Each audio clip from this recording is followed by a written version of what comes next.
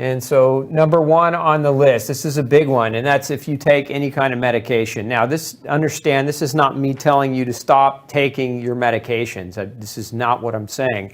But what I want you to understand is that if you're having to take medication, if you're currently on medications in general, one of the big problems that medications create is something, now let's change that color here. It's something called drug-induced nutritional deficiencies.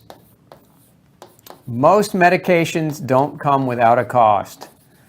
And that cost to you, if you're taking medicines, is nutritional deficiencies. And the problem with that is if you're trying to heal, your body needs all the nutrients that it can get. And so if you're on medications that deplete those nutrients, then you're going to have a harder time recovering and healing. Let me give you a couple of common examples. Aspirin. And now many of you are taking that baby aspirin because your cardiologist told you, he wants you to reduce your risk of stroke or heart attack. Baby aspirin does several different things. Even baby aspirin is generally about 85 milligrams a day. A big aspirin is 325 milligrams. A baby aspirin is 85. It only takes 7.5 milligrams of aspirin to damage the lining of your GI tract,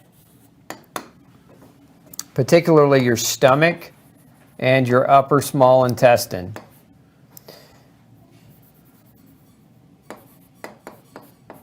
So you can get actually erosion to the level of bleeding where you get, subsequently what that leads to is occult blood loss. Now, occult blood loss causes iron deficiency and leads to anemia. So it reduces your iron and makes you become anemic, which means that you have low O2, low oxygen. So what do you need to heal, repair, make energy? You need oxygen. What do you need to make the protein that carries oxygen in your red blood cells through your body? You need iron. So again, this is just a simple example because it's such a common one. Aspirin damages the stomach lining, leading to gastric blood loss and iron deficiency. Now, aspirin can also deplete vitamin C, and it can also deplete folate. And folate's important for DNA and RNA replication. Vitamin C is like human duct tape. It fixes everything, repairs everything, but you can't make new cells without folate. It's very hard for your body to heal, repair, and detoxify without adequate vitamin C. So again, this is just one example using aspirin as if you're doing something every day that inhibits your body's ability to take on nutrients, and those nutrients are necessary for healing and repair, you end up in this catch-22 cycle. We'll see the same thing occur in people that take blood pressure medicines. Blood pressure medicines can deplete zinc, and they can deplete CoQ10 and B vitamins. We see the same thing in people who are taking antidepressants, the depletion of folate, the depletion of B12.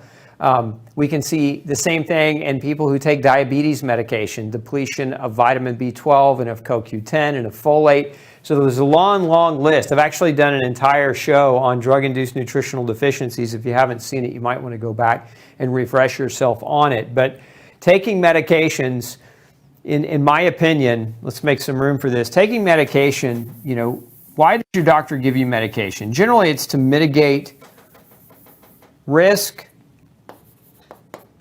of developing a major issue. For example, again, blood pressure medications are given to reduce your blood pressure because that mitigates your risk of having a stroke or a heart attack.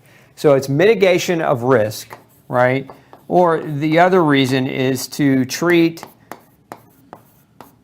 symptoms. And they'll tell you they're using it to treat your disease, but in reality, they're not really treating your disease, because if they were truly treating your disease, they would treat the origin, the underlying cause of why the disease exists.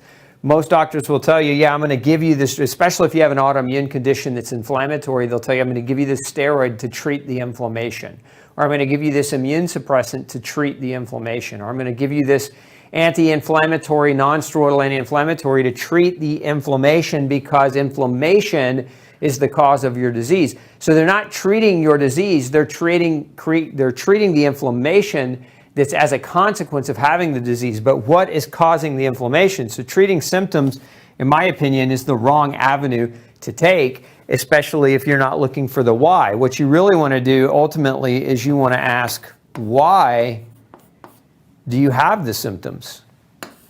What's the trigger, right? What is the trigger in that? For many people, what is that trigger? It's food, right? A trigger for a large percentage of you is food, and you don't even realize it because your average doctor doesn't study nutrition. They get less than 7 hours of nutritional education in their entire pursuance of a doctorate, of a doctor's degree. So that most of you may not realize this, but doctors don't know jack about nutrition. The vast majority of them know very little to nothing about nutrition. They get their information about nutrition comes from the same commercials on TV that you're watching, which is pretty scary when you think about it, considering that most diseases, one of the major triggers is food. Food allergens, food sensitivities, the chemicals that are found in food like pesticides, dyes, preservatives, and additives. These are all the things that are major trigger factors. So again, why are you doing risk mitigation, and why are you treating symptoms without asking the bigger question or answering the bigger question, which is why the symptoms exist? So what ends up happening is you go on one drug, and maybe that drug is mitigating your risk. Maybe it's reducing your risk in one way, but then it's causing this. And so then what is it doing subsequently? When you have nutritional deficiencies, it increases your risk in other ways. So you're mitigating risk to increase your risk. Now, that's like saying, I'm going to put you in the car and I need you to drive 10 miles, but you're on a car treadmill, and so as you're driving, you're not really going anywhere, but you're expending gas, right? You're taking energy, effort, time, spending money to go nowhere. And that's a big part of what mitigating risk is all about. It's mitigating risk without asking what's the new risk that we're creating, right? That's why in medicine, there's this terminology that you should ask if you're being put on a drug, which is risk benefit. What is the risk of taking the medicine versus what is the benefit the medicine might provide? And if the risk-benefit ratio is imbalanced, or is it skewed in a higher favor of risk without actually solving your problem, then again, you're spinning your wheels. You're the hamster on the circular treadmill. Then we have, again, treating symptoms. If you're taking the drug to treat a symptom, like for example a pain medication, or you're taking like a skin cream for lotion with medication in it that is for dry skin or for a rash on the skin, you're treating the symptom without understanding why the thing exists, why the disease exists. And again, that comes with a risk benefit as well. And you need to know that, because you need to ask this, because this is probably one of the biggest holdups. And I'm going to share a story with you, because I had a woman one time, actually this happened several times, but she came to see me. She was on thyroid medication. Now, the particular drug she was on, we'll just share the story. The drug that she was on was, let's make some room, was Synthroid. So how many of you, raise your hand if you have hypothyroidism and you've been put on Synthroid? Synthroid, also sometimes, if you're taking a generic version, levothyroxine. And so the problem with this medicine is that, number one, it's used to provide a source of artificial T4. T4 is thyroid hormone, right? So if you have low thyroid, they give you thyroid hormone in a synthetic version. Now, a lot of times, what causes low thyroid, what actually causes the disease itself for many people, is gluten. And there's over 300 studies now that link gluten to low thyroid. So if that's news to you, you better get your copy of No Grain, No Pain quickly and start reading it. So Synthroid contains gluten fillers. So again, this is an example of people that have actually come to see me. In the case of this one woman, she was on Synthroid, she was gluten sensitive. Gluten was actually what was reducing her T4 in the first place, but now she was taking a drug to correct the problem, but it wasn't really correcting the problem. It was getting her exposure to the very thing that originally was causing the problem. So here's how that happened. She initially went gluten-free and did really, really well, got better, and the reason why is she was reducing her gluten exposure. But she got to a point in her care where she could no longer overcome any more hurdles. She got to a plateau, right, where she was stuck. And the reason she was stuck is she was still exposing herself to gluten. Now, it only takes 20 parts per million, the size of a breadcrumb, to create inflammation for up to 2 months. So here she is, she's popping this medicine every single day that is getting her exposure to the very thing that was contributing to the disease in the first place. Again, what I want you to envision in your mind is the hamster on the wheel, right? You don't go anywhere, you can't get anywhere. The drug doesn't solve your problem per se, it actually contributes to the problem. Now, that's not to say that some medicines can't be helpful and that some medicines aren't necessary.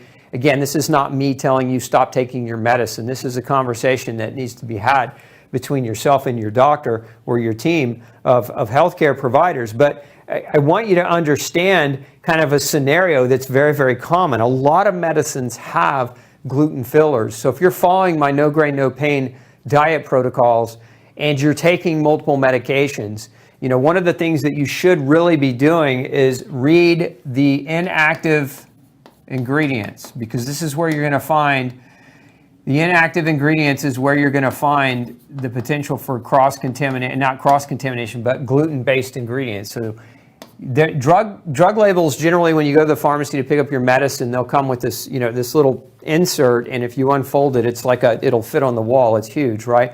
And on there, you're going to find a section that reads inactive ingredients. It's not the active ingredient section, it's the inactive ingredient section. That's the fillers. And again, this is where you're going to find things like maltodextrin or pharmaceutical glaze, right? The things they coat the tablet with that can be derived from wheat and barley and rye and oat and corn and rice and other grain-based, sugar-based ingredients. And so that's what you want to look for. So again, in this example, this woman, she hit a plateau. She couldn't get anywhere because, why? Because she was still getting daily doses of gluten. So taking medicines, aside from the drug-induced nutritional deficiency aspect, many of them will contain ingredients that are far from healthy. This is something I never understood, even going through undergrad and in graduate school. I never understood why so many medicines contain so much unhealthy fillers, right? If the point of a medicine is to help a person get healthy, why would we put all this junk and garbage in them? It never made sense to me. It's a good question to ask your doctor. Why do you have me on a medicine that has all this stuff in it? Hey, don't forget to check out the rest of the series right here. Make sure you hit subscribe below. And as always, thanks for tuning in.